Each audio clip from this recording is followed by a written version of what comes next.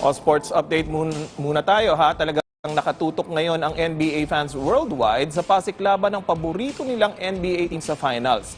Pero ang mga Pinoy fan, kanya-kanyang pakulo bilang suporta sa kanilang mga idolo.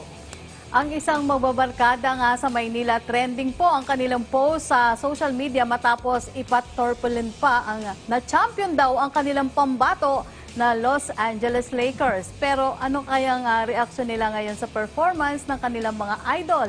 Alamin natin yan sa ulat ni Ryan Desigues.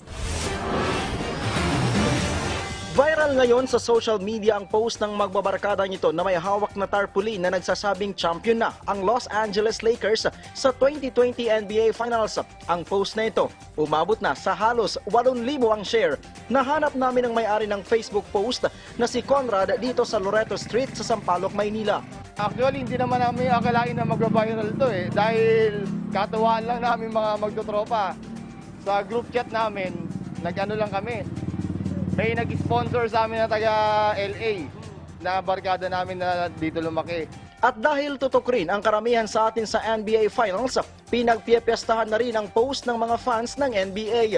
Kanya-kanyang pagtatanggol ang ginagawa ng mga nagko-comment sa post sa kani-kanilang mga iniidolo na team.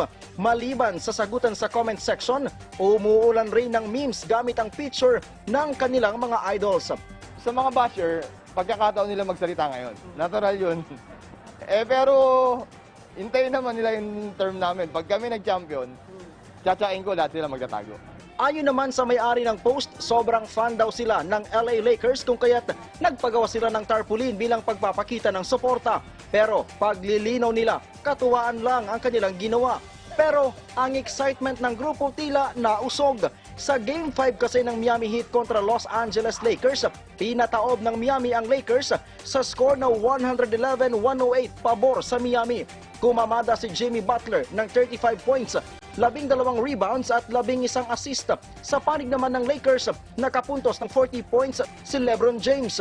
Dahil sa panalo ng Miami, 3-2 na ngayon ang standing ng dalawang panig. Sa totoo lang, masakit na natalo. Yung isang namin, nagdadamdam, ayaw lumabas. Kaso talagang ganun Bilugang bola, sabi nga nila, pero bilugang bola, sa 3 beses, mahihirapan na siguro sila.